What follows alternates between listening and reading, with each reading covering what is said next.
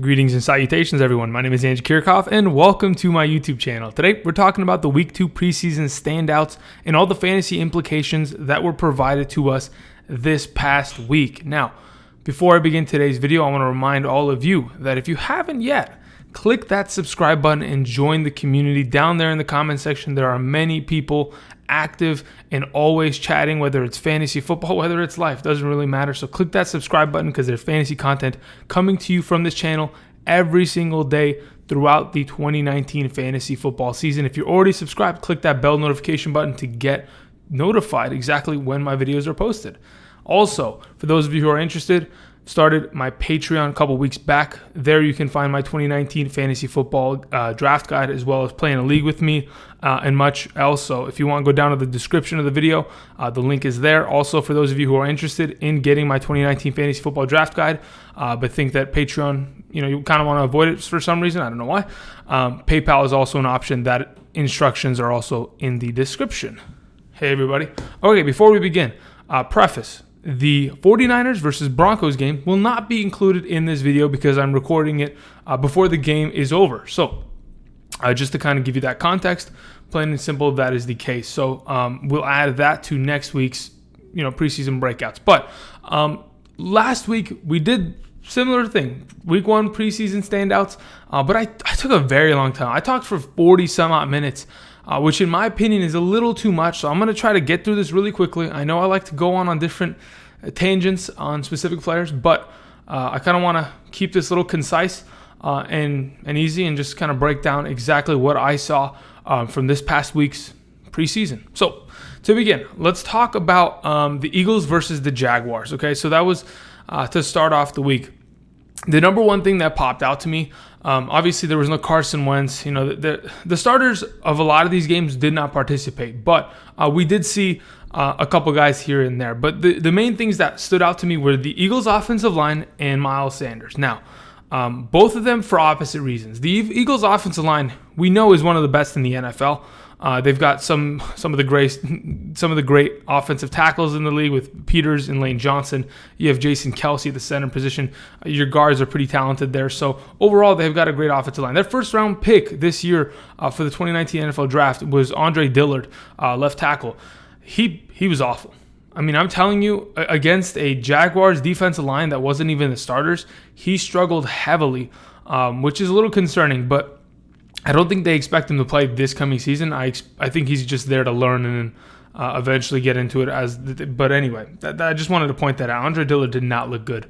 And it was pretty apparent just off of the first couple of drives that he was just not there, especially considering he was supposed to be one of the better pass blocking tackles coming out of the draft, according to all the draft experts. So just really didn't look great all in all. But on the bright side, Miles Sanders, who is a guy that many of us are looking forward to this coming season in terms of fantasy, to perhaps lead the Eagles' backfield, did look great. I mean, there's nothing too special about his runs. It's just he got playing time, and he proved why he should have the starting job, perhaps. We'll see. I mean, it all depends. We don't know what happens at practice. We don't know how Jordan Howard's going to go into the season and perhaps potentially produce. But all in all, I think Miles Sanders, just his stock continues to rise, but hopefully not too far. Let's not get too crazy here. Okay. Other than that, the Jaguars offense, there was no starters. There was no Foles. There really wasn't any. There was no Fournette, no Westbrooks. So all in all, for that team, nothing really stood out. So let's move on. The Redskins versus the Bengals. Okay, so here's the thing. Darius Geis has had his injury history, obviously, in the NFL. This offseason, that hamstring injury that he's been dealing with, it's not great for his fantasy stock, nor is it for fantasy owners who are potentially thinking about drafting him. The fact of the matter is that eventually he'll be healthy, but I don't think he's going to have the entire backfield to himself. I think Adrian Peterson, who even played and participated in this game, looked great. The guy he's unstoppable. Adrian Peterson is one of the best running backs of all time. And I think going into this coming season, he's probably going to split the backfield with Geis and Chris Thompson, and they're going to try to figure it out accordingly. But I don't think there's going to be a single back in that backfield that just runs away with it unless Darius Geis is to go down, and then in that case, Peterson would completely take over. Another thing that I wanted to mention on the Redskins side of the ball, the competition between Dwayne Haskins, the first-round pick of the Redskins, and Case Keenum, who they acquired this offseason from the Broncos. The competition, in my opinion, is leaning towards the way that probably Case Keenum is going to start the season. I think from what I've seen from the Redskins in the last couple of years, all they need is a competent quarterback to not turn over the ball and to get the ball into the end zone just a couple times a game, and they're going to win games because of their defense. Now, I don't think their defense is at that point yet, so what's going to happen is Case Keenum's going to start the year. He's eventually going to be replaced by Dwayne Haskins, and both of them are going to they're going to struggle, in my opinion. I think, obviously, there's some talent on this team. They're a professional organization in the National Football League, but I think they're going to struggle. And for fantasy purposes, there really isn't too many receiving options on this team that, as of right now, are blowing up outside of a Jordan Reed, who, in my opinion, is looking better and better throughout camp, staying healthy. So as of right now, and nothing amazing out of that offense, to be honest. I mean, if Paul Richardson can come back and put something together, maybe Trey Quinn, the slot receiver there, just nobody really wants any pieces of the Redskins offense, let's be honest. All right, outside of that, going to the Bengals side of the ball, except for the stiff arm that Joe Mixon gave Josh Norman and sent him into a different dimension, there really wasn't much else. I mean, Andy Dalton started, threw an interception off of a tip pass from a defensive lineman. It's not too big of a deal there. That happens. But the offense was just a couple drives and they were out. The only thing that actually did stand out to me was the second, third string quarterback. I know Jeff Driscoll played a little bit last year when Andy Dalton went down, but this kid named Finley against the Redskins defense was dotting them up so easily. I mean, this Redskins defense is they actually might compete for one of the worst in the league this coming year. And if you've seen my strength of schedule video, Pro Football Focus might be right on that. We'll see. But this third string quarterback, I understand he's playing against third stringers, but he got in the game pretty early and was able to dot him up pretty easily, which was quite surprising, to be honest. But Finley, I think he had a couple incompletions. Otherwise, just watching the film itself, he looked good. Anyway, moving on. Irrelevant pretty much because Andy Dalton's the quarterback there. All right, let's talk about the Jets and Falcons. Okay, so the Falcons had their starters they had Matt Ryan, they had Ridley, they had Hooper, and they had Ito Smith. So those were the guys. There was no Julio, there was no Mohamed Sanu, and there was no Devontae Freeman. Those guys, they can have a break. They don't really need to play in preseason as of right now. And I don't really think Matt Ryan needs to, but he did.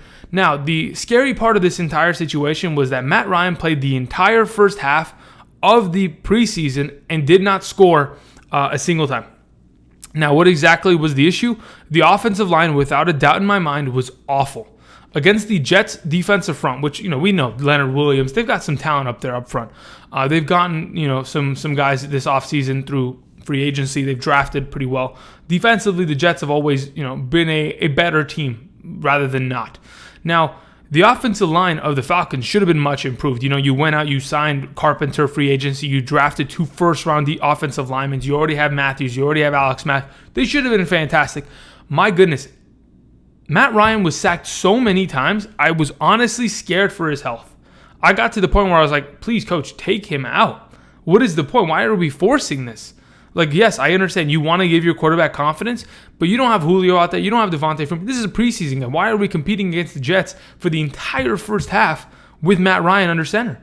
It was awful. And it scares me that offensive line was getting picked apart so badly. Yes, they were sending a lot of blitzes at the quarterback, but this offensive line should have been able to adjust.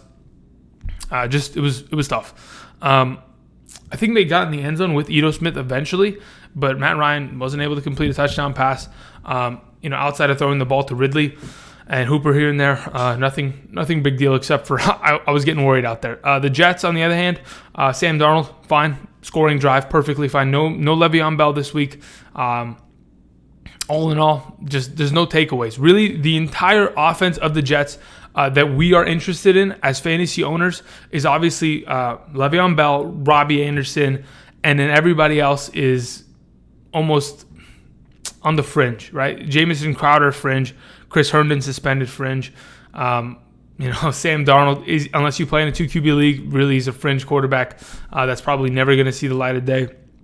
So as of right now, Quincy and Enunwa, they're not great fantasy contributors, but we want to see Bell. Hopefully we'll get to do that in the meantime. But for right now, all we get is a little bit of film from him at practice in, just walking through arm tackles, which is awful.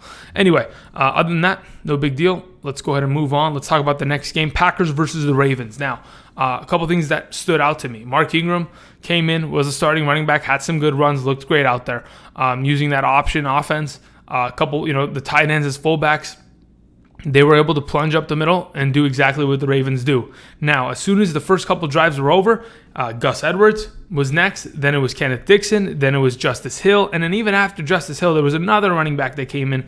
There's just a plethora of running backs out of this backfield, and rightfully so, because the fact of the matter is, if you're going to run the ball, upwards of, I don't know how many times they're going to run it this year, but if you count all the times that Lamar Jackson's going to run the ball, they're going to run the ball a lot. And the fact of the matter is, when you have that many running backs, eventually some will get hurt, and you need to have some good depth there. Between those group of guys, Mark Ingram looked good, Gus Edwards looked good, Kenneth Dixon was okay, Justice Hill, continues to pop off the screen, looking like a great running back, just making people miss all the damn time. Got himself into the end zone, which was really good for him. An Oklahoma State running back, I'm telling you guys, when he was a sophomore, at Oklahoma State, Chris Carson of the Seattle Seahawks was also there. Carson dealt with some injuries, and Justice Hill took the job and ran away with it, ran for 1,000 yards that sophomore year, and then continued his junior and senior year running 1,000 yards as well each of those seasons. So he's a good back, and honestly, I think he can be the RB2 of this, at least the second string running back of this team. The first couple, maybe the first 6 games, 6 to 8 games. We'll see. It just depends whether or not Mark Ingram goes down. Because if he does, I think they're going to give it all to Edwards from then on out, and then Justice Hill's going to have to compete from there. But we'll see. Outside of that, offensively for the Ravens, they looked way better than they did the week prior. Now, let me tell you exactly why. A lot of the Lamar Jackson throws were all short checkdowns. I don't think he completed a pass of 10 or more yards for a little bit. There was just to the backfield, to the tight end, to the slot receiver. And really, unless the receiver themselves had yards after the catch, there wasn't anything. The yards per attempt weren't much for Lamar Jackson in terms of distance on the passes. So really just short checkdowns, a couple things here and there, a couple option potentials, but the big play that he had was running a 25-yard run for a touchdown. Was called back, obviously, because Willie Snead, illegal block. No big deal. He had to protect his quarterback. Otherwise, Lamar Jackson would have been hit on that play. So I'm 100% okay with that. Just shows that Lamar Jackson still has a knack for running, and he's going to. This offseason, John Harbaugh has said Lamar Jackson is going to run the ball 150-plus times, 100%. That's going to be like a minimum for him. So that should be great. On the other side of the ball, the Packers, they were supposed to have their entire starting lineup in terms of the receivers and the quarterback and the offensive line. Aaron Jones did not participate. No big deal. But Aaron Rodgers was supposed to play, had some back tightness, so they just had Deshaun Kaiser out there with Devontae Adams, Geronimo Allison, and the group of wide receivers. No big standouts there. Jake Kumerow potentially could end up doing something. I mentioned him last week. Had 3 receptions this past week. Was the leading receiver. He's moving up. Moving on. Raiders versus Cardinals. The Hard Knocks team themselves went into Arizona, and I'm not kidding. They beat the crap out of Arizona. Arizona's defense, the number ones for the Raiders versus the number ones of the Cardinals. The Raiders destroyed them. They easily walked down the field and just plucked away and then scored easily. It looked perhaps a little too easy. They had Derek Carr, they had their Josh Jacobs, no AB, no problem. AB's back in practice. Everybody can relax now. But eventually, AB is going to get everybody a little nervous. So, other than that, they scored pretty easily. On the other side of the ball, obviously Josh Jacobs looked good. That's not a problem. He's a running back behind a decently good offensive line, and they're going to use him a lot. So a couple good runs here and there, not a surprise. On the other side of the ball, the biggest question mark from this past season, a guy that really was a standout because he struggled so much was Kyler Murray. Kyler Murray of the Cardinals had probably one of the roughest showings you could have. 3 for 8, 12 yards total, got safetied, but a lot of it had to do, similar to Matt Ryan, was blitz packages, and the offensive line falling apart. The offensive line could not handle the blitz packages that were being sent from the Raiders. The Raiders defense looked good all in all. They were able to sniff out some screen passes here and there, not really allow Kyler Murray to get comfortable or into a rhythm. A lot of incompletions throughout the first couple drives he participated in, and made it really easy for the Cardinals to get 3 and outs and get Kyler off the field. Now, I understand. Many of you look at this game and think Kyler's done. He's so bad. I can't believe people are believing the hype. Guys, you got to relax. It's a preseason game, okay? They're coming out in vanilla offenses. If they wanted to, if Cliff Kingsbury really wanted to, he'd bring out an actual offense. There's a reason the Rams don't start any starters, and they actually don't even have Sean McVay calling the plays this preseason. It's because they don't want to show their offense. A lot of these teams aren't going to do so. These are just dress rehearsals pretty much. Now, obviously, Kyler could have played better, but I don't think that a preseason game like this should 100% have, okay, I don't want to touch him. Fine. If you don't want to touch him, don't touch him. But I'll get more stocks of Kyler Murray. He'll help my fantasy teams out. All right, moving on. Let's talk about the Bills versus the Panthers this last week, excuse me. The Bills offense looked pretty decent. Josh Allen easily moved the ball down the field against the Panthers secondary, which really was getting picked apart at times.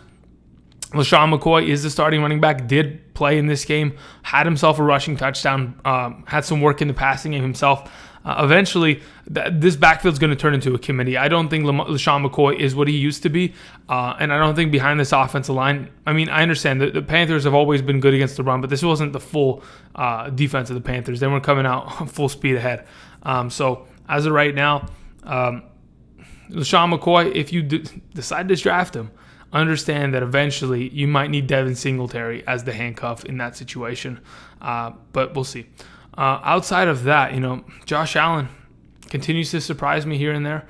His accuracy went up, which is definitely an issue that he's had in the past. Same thing with Lamar Jackson, but hopefully he's trending in the right direction from these past 2 weeks of performances. So all in all, good things right there. On the other side of the ball, no Carolina Panthers starters, no McCaffreys, no Newtons. In fact, we really just didn't see much. We just saw the backups play. A couple things that I wanted to mention that should be duly noted. Jordan Scarlett is going to be the handcuff of Christian McCaffrey. So if you are someone who has a first 3 pick this coming year and you end up grabbing Christian McCaffrey, make sure Jordan Scarlett is one of your last picks in order to lock down any potential of an injury, God forbid, but in case. All right, moving on to the next thing I want to talk about. Let's talk about the Giants versus the Bears. A couple things I just wanted to mention. The Giants' offensive line looked fantastic.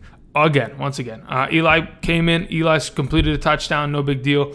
Daniel Jones came in. Daniel Jones, besides his 2 fumbles that were awful, did look good. He produced. Now, the way I see it, that if in fact Eli Manning can't get this offense, winning games early on in this season, they're probably going to put in Daniel Jones sooner rather than later. And Daniel Jones really doesn't look that bad. It just depends on whether or not he's going to target the Saquon, the Ingram, and the Sterling Shepard throughout this offense, or who he prefers to target, that is. So only time will tell. But I think Eli, he's eventually going to be replaced because the Giants are going to have a hard time winning games this year. All right, moving on. For the Bears, no starters, so no takeaways. Moving on. Dolphins versus the Buccaneers. What did we see? We saw Jameis play. We saw him complete some passes here and there. We know Jameis is going to be fine. What we're really wondering is whether Peyton Barber or Ronald Jones is going to win this starting running back job. From what I've seen in the last 2 weeks, both of them are decent at running the ball. Nothing special. I think potentially, it's hard to say right now because Ronald Jones is not taking it upon himself to separate himself from the pack, which is difficult considering Peyton Barber has so much more experience over him. If you're not able to separate yourself, Peyton Barber is going to be the RB1 of that team. Now, a couple things that I've noticed. Peyton Barber, out of the backfield, has gone out for routes. Not targeted, but is always there. The thing that stood out to me in these last 2 weeks is that Ronald Jones in pass protection situations is awful. He has missed key blocks multiple times in the last 2 weeks, which is, you cannot trust a running back that can't pass block. If they're going to have to use Jaquiz Rogers, Andre Ellington, and or Peyton Barber on third down situations in order to pass block, then Ronald Jones is going to lose a lot of opportunity that's going to help him separate himself, because I think he can be great out of the backfield as a receiving option, but if he can't pass block, it's going to be a struggle for him. So I think Peyton Barber going forward should be considered the RB1 of this team. Moving on to the other side of the ball, Josh Rosen looked good. Fitzpatrick's eventually, similar to the Eli situation, Fitzpatrick is going to eventually lose the job. Rosen is going to get the starting job, and the question is going to be, who does he prefer to target? And until we can figure that out, or at least get enough game film during the regular season to have a good base of an idea, we'll leave that Dolphins offense in a question mark. Kenyon Drake's injured right now. No Kalen Ballage in that game. Offensive line struggled, but just, I don't know. All right, moving on. I don't know. I can't really give any more analysis except for they were average, if any. I mean, Rosen's just going to struggle. It's going to be tough for that Dolphins team. I don't really want to touch any Dolphins. If I'm going to touch one, I'm going to touch Kalen Ballage late, considering the injury that has taken place to Kenyon Drake. That is not something we should take lightly. The injury that he's dealing with it's going to hold him out for some time. So Kalen Ballage is probably at his stock right now, as long as it doesn't rise too far, it's probably the best option potentially on that team. Next game is Browns versus Colts. Browns didn't have any starters go. No Mayfield, there's no wide receivers, there's no Chubb, so they're irrelevant. Moving on to the other side of the ball between the Colts. Andrew Luck's been dealing with that calf injury, and then there's that bone injury, and now we're wondering, is he going to even play in week 1? Nobody's saying anything from that organization. They're saying that he's going to play. They also said that in the prior to the season that he completely missed. So there's not too much transparency within the situation. The question is whether Jacoby Brissett, as the starting quarterback of the Colts, is capable enough to present fantasy value to guys like Eric Ebron, T.Y. Hilton, Marlon Mack, Devin Funchess. Now, in this game, Brissett looked good. The offensive line did struggle against the Browns, which was quite surprising at times, considering how good this offensive line has been in the past. Marlon Mack did not look great. Wasn't able to find too many seams. I'm telling you, that Browns defense looked good this week. And Brissett was still able to make some plays. There was no Ty, but he did target Funchess a couple times here and there. Found Ebron in the end zone for a touchdown. Ebron always being Ebron. But all in all, in terms of can Jacoby Brissett come in and make an impact on this team, it's definitely not going to be like 2017 where everyone's completely useless in terms of fantasy, but it's not going to be very, very good outcome. I don't think we can consider T.Y. Hilton a top 20 wide receiver if Brissett is the quarterback. That's how risky it begins to get. Maybe at the number 20 spot, but even then, man, I might even trust other guys like Kenny Golladay over it because I'm not sure if Brissett is capable enough to come in and produce on a weekly basis, especially against the defenses in their division, against Jacksonville, against Tennessee and Houston. That's going to be a tough ask. Okay, moving on. Let's talk about here a couple more games to go. Patriots and Titans. All right, so Damian Harris, the rookie running back from Alabama, looked great. 14 rushes, 80 yards. I still think he's the number 4 running back on this team. It probably still goes Michelle and White, the 1A, 1B. And then we have Burkhead just slightly ahead of him unless they decide to cut Burkhead sometime soon. And then it's Harris as the 4th-string running back. Harris, he's going earlier in drafts every single day. But I think we should all just kind of relax on that. I understand he's being used a lot, but even from the reports I heard from practice, he doesn't get too many reps, and he's sitting in the lower end of the RB depth chart. So we should be careful with that. But obviously, if you're worried about Sony Michel injuries, I guess that's a good handcuff. Moving on to the other side of the ball, which was the most exciting part of this game, the Titans. Now, Mariota was there. There was no Adam Humphries, who was the main target from the week prior. He's dealing with an injury himself, but they had Corey Davis in the lineup, Deion Lewis, Delaney Walker. Now, he targeted all of them perfectly. Delaney Walker found himself in the end zone while they were in the red zone. So perfectly, obviously his safety blanket. Really, Mariota is 100% dependent on his checkdowns. He needs to have his checkdowns. I saw him look for Dion Lewis to turn his head so many damn times. I mean, if in fact this Tennessee Titans team plans on succeeding, right, they're going to have to turn their offense to look like the way that the Seahawks and the Ravens did last year. They need to run the ball so many damn times in order to just impose their will on defenses. Now, they are capable of doing so. Derrick Henry was able to practice today. He came back from his calf injury. So going forward, they're going to be able, hopefully be able to run the ball down everyone's throats.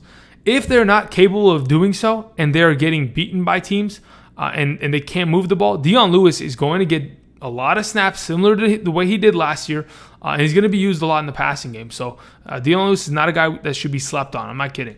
On top of that, Corey Davis had a good amount of targets like he's usually going to do on a weekly basis. All is fine. All in all, Mariota, short leash. Hopefully he doesn't, make too many mistakes early on in the season because Ryan Tannehill's sitting right behind him. And from what we've seen, Mariota's never played a full season due to injuries. There's always a chance that this offense goes to Tannehill, and they just have to figure it out from there. All right, moving on. Chiefs-Steelers. Steelers. Every single offensive starter played except for Big Ben. So with the backup quarterback there, the offense still looked decent. Obviously, James Conner, a couple catches out of the backfield, a couple runs here and there behind that great offensive line, looked great. But the biggest standout from that team for the second consecutive week is James Washington, a guy that was drafted last season in 2018, came in, wasn't really able to produce in that offense, sitting behind Juju and Antonio Brown. Now is finally finding his footing, and for the second week in a row is looking great. He's trying to get to that wide receiver 2 spot that is currently held by Dante Moncrief, but with these consistent performances, and Moncrief really has not participated in the preseason as a receiver. I don't think he's even caught a ball this offseason. At least preseason, not offseason. James Washington taking steps forward and trying to get himself that job, trying to solidify itself against the Chiefs. Now the Chiefs, Damian Williams did play. Number 26 was out there, so he's fine. We're going to put Damian Williams back on the top. The guy that did himself no favors this week was Carlos Hyde. Carlos Hyde with the second team offense came in, fumbled. I think he came in for a couple reps here and there on the second drive, if I'm not mistaken. I think Mahomes was still in there handing off the ball here and there. But Carlos Hyde, you're going to fumble the ball, you're not doing yourself any favors. But Damian Williams is back, so all in all, that should be fine going forward. Moving on to the next game, we have ourselves the Texans and the Lions. Deshaun Watson, great. Completed a pass to DeAndre Hopkins. We're used to it. The biggest standout was the offensive line. They did give a lot of time for Deshaun Watson to find open receivers and move his legs. So the offensive line looked really great against a defense that, honestly, this offseason has spent a lot of capital gaining defensive line talent. So that's always promising in terms of Deshaun Watson's health and future. On top of that, Kiki Cutie the week prior did have an injury. Going into this week, DeAndre Carter moved in at that slot position and produced pretty well. Was targeted about 3 or 4 times by Watson, and he played well, and he was able to fill into that spot. So hopefully Kiki Cutie can come back, and it's not too big of a deal. But from what I saw with that injury, he got folded over his leg, and it just doesn't look great. On the other side of the ball, no Stafford. Kerryon Johnson did get his first touches of the preseason. Looked perfectly fine. I think he had 3 rushes for 16 yards. Perfectly fine. Did great. And there wasn't really much else in terms of takeaways from that game. Moving on to the last 3 games of this past week, we had the Cowboys versus the Rams. Rams never play any starters. Like I mentioned before, the offensive coordinator of the team, typically Sean McVay likes to call the offense, but the offensive coordinator who has that title is running the entire preseason offense for the Rams with that second team. So they're practically running 2 offenses at practice. They have the actual first team for the regular season, and then they have everyone that's trying to win the job. Anyway, Rams, no starters. On the other side of the ball, the Cowboys, Tony Pollard stood out a lot. That's the guy that is going to, apparently as of right now, serve as Zeke's replacement if, in fact, Ezekiel Elliott is not to show up and play for the Dallas Cowboys this coming season. So Tony Pollard is moving up. Pollard, I don't know why I said Pollard. Pollard is moving up draft boards. And if you go ahead and you draft Zeke early, you have to handcuff him with Pollard in order to have all of the value of that backfield. It is essential that you grab him. And he's honestly looked good. He's coming out of Memphis, same as Darrell Henderson, which was on the other side of the field playing in this game. So, he's been pretty good. I think a stat that I saw that's like no other players have ran 100 times, had 100 receptions, and had 7 kickoff or kick and punt returns in a single season, except for Tony Pollard, something like that. I don't know. Tony Pollard's insane, but it looks good. I mean, the guy can produce on the ground and in the passing game. So, all in all, good for the Cowboys. Moving on to the next game, Saints-Chargers. Neither team's starting quarterbacks played. So we had Teddy Bridgewater, Tyrod Taylor. We had Taysom Hill, who looks insane, man. 11 for 15, 2 passing touchdowns. What is Taysom Hill doing? The guy's a Swiss Army knife. I'm just hoping maybe he can get a steady stream of fantasy production so we can actually start him in a position here and there at like a flex. But to be honest, where do they even have Taysom Hill in fantasy? Is he considered a quarterback, or is he considered a flex, just like a Swiss Army knife? Is he considered running back, receiver? I don't know tight end? I don't know what he's considered, but he looked good. On the other side of the ball, the Tyrod Taylor led that offense. Eckler and Justin Jackson. If it's going to go the way it's going to go, I expect to see like a 60-40 split with Eckler dominating the passing game, but also dominating early down work, and then Jackson coming in the plunge here and there. The last game, Vikings, Seahawks, both starting offenses were ready and going except for Dalvin Cook. But on that side of the ball, Alexander Mattison out of the backfield, Adam Thielen making some great catches for the second week in a row.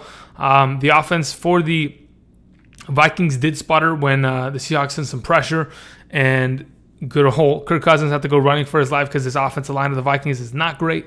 But all in all, nothing too big or takeaway wise.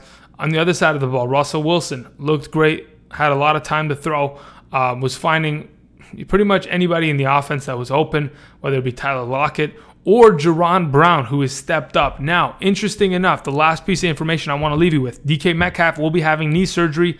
I don't know exactly what it is. I think it might be a knee scope. Knee scopes typically just have you out for 2 weeks, 2 to 3 weeks max. So that shouldn't be too detrimental to his season. But just keep in mind that he is injured right now with a knee injury. So it's either Jerron Brown or David Moore to step up. David Moore, obviously, in my opinion, should be the favorite. But maybe Jerron Brown this offseason during practice has been really stepping up and winning that job for that team, and could potentially be the number 2 wide receiver of the Seahawks team as a sleeper. So keep that in mind. But all in all, that is basically it, everybody. I want to thank everybody for watching. If you like the content, click that like button. Timestamps will be below, but I probably should have mentioned that 30 minutes ago. Anyway, until tomorrow, which I got a Patreon video coming out tomorrow for only Patreon users. I also have, what else do I have the Raiders Hard Knocks episode 3 review. A lot of fun. This past Sunday, yesterday, I conducted 4 fantasy drafts with Patreon supporters. I drafted in every single league. God, man, that was time consuming and a headache to a point. I mean, imagine drafting 4 times in a day, each draft taking typically an hour and a half. Man, that was rough. But if you're still interested in playing with me this coming season in fantasy, my Patreon is down in the description. Just have to join the $5 tier for a month, and pretty much you can play with me, get my draft kit, get your questions answered, etc. So if you're interested, go down below and take upon that opportunity. Otherwise, thank you everybody for watching, and until next time, I'll see you guys. Peace.